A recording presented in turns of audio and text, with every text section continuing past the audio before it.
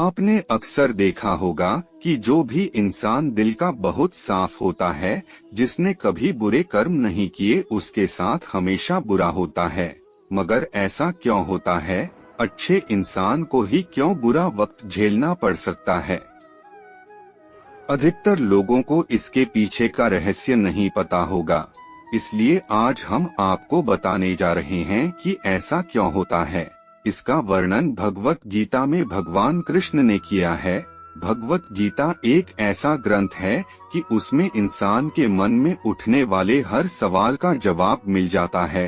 भगवत गीता में वर्णित कथा के अनुसार एक नगर में दो पुरुष रहते थे। पहला व्यापारी जो बहुत ही अच्छा इंसान था, धर्म और नीति का पालन करता था, भगवान की भक्ति करता था और मंदिर जाता था। वह सभी तरह के गलत कामों से दूर रहता था। वहीं दूसरा व्यक्ति जो कि दुष्ट प्रवृत्ति का था, वो हमेशा ही अनीति और अधर्म के काम करता था। वो रोज मंदिर से पैसे और चप्पल चुराता था, झूठ बोलता था और नशा करता था। एक दिन उस नगर में तेज बारिश हो रही थी और मंदिर में कोई नहीं था। यह देखकर उस नीच व्यक्ति ने मंदिर के सारे पैसे चुरा लिए और पुजारी की नजरों से बचकर वहां से भाग निकला।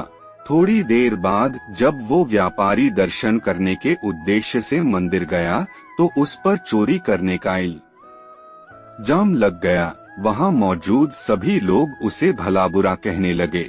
उसका खूब अपमान हुआ।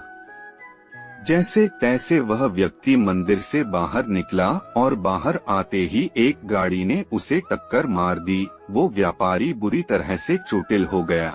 उसी वक्त उस दुष्ट को एक नोटों से भरी पोटली हाथ लगी। इतना सारा धन देखकर वह दुष्ट खुशी से पागल हो गया और बोला कि आज तो मजा ही आ गया। पहले मंदिर से इतना धन मिला और फिर ये नोटों से भरी पोटली। दुष्ट की यह बात सुनकर वह व्यापारी दंग रह गया। उसने घर जाते ही घर में मौजूद भगवान की सारी तस्वीरें निकाल दी और भगवान से नाराज होकर जीवन बिताने लगा।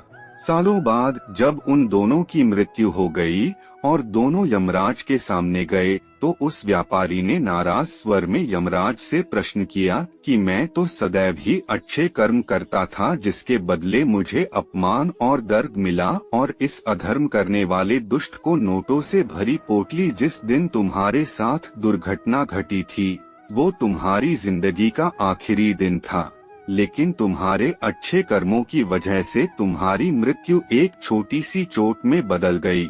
वही इस दुष्ट को जीवन में राजयोग मिलने की संभावनाएं थी, लेकिन इसके बुरे कर्मों के चलते वो राजयोग एक छोटे से धन की पोटली में बदल गया।